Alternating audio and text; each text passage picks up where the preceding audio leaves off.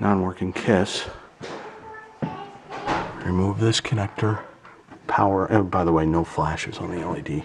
Power up, check the 5 volts, too low. Actually, the input 15 volts is too low. Connector problems down here. Place some pins. But again, I have this connector off. And I got the game on, and I go up here to the topmost test point. And see, I only have 10 volts. I should have 14 or 15 volts. What that's doing is it's causing our output voltage to be too low. That should be 5 volts, not 3 point whatever. Right there it goes, 3.77. That's too low. You can also check TP3 here on the rectifier board and see, again, we're getting that low voltage. This is interesting. I took that connector off the rectifier board, and now look, it bumps up. So this is the big, fat, long connector across the bottom. This thin orange wire brings the rectified, unrectified 14 volts from here up to here. So if you're at the very top test point and you only get 10 volts like I did, it usually means there's a pin problem here. Look at this pin. I redid the thin orange wire, which is the 14 volts coming out of this board and going up to the solenoid driver board. I also redid all the thick wires, the 18 gauge wires with new triferricon connector pins.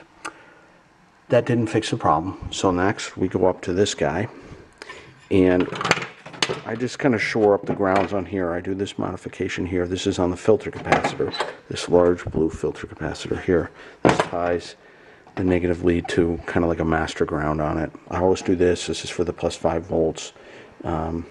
I always do that modification.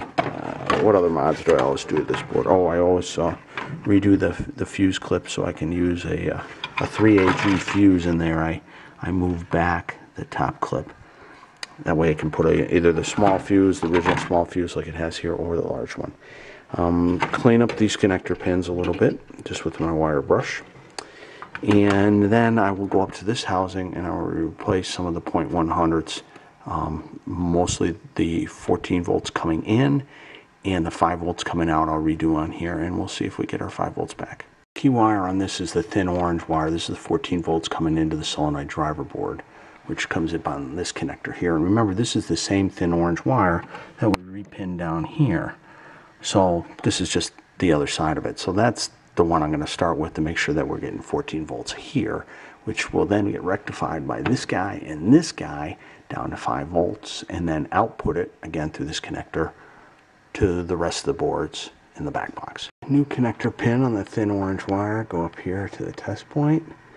I got it on that topmost test point, and now you can see I got 14 volts. That's what I want to see.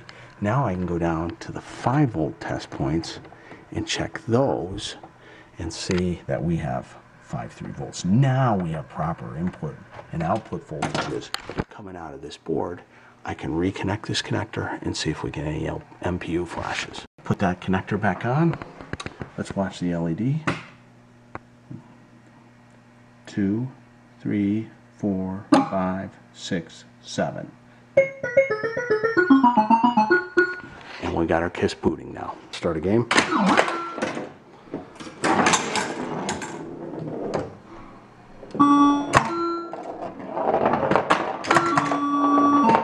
Looking pretty good.